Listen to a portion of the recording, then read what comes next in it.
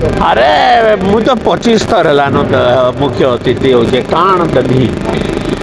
इटा 25 बरस इटा 26 बरस हो गला हैं प्राय प्राय सब वर्ष तो मुई आसी नुआ काण एटा मोर जगह मुई अतिथि फतिथि काण है इतार गोटे अंश विशेष है।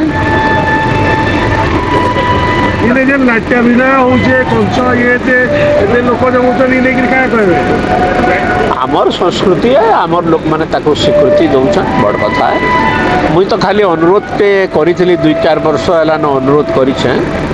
ये सम्बलपुरी रे डायलॉग सब सम्बलपुरी रे आमे सम्बलपुर गोटे धनुयात्रा आरंभ करिछु 3-4 बरस पूरा सम्बलपुरी रे करूछु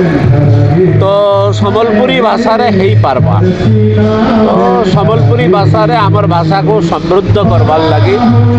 जेते नाटक फाटक होउछि सब सम्बलपुरी भाषा रे हबार କଥା।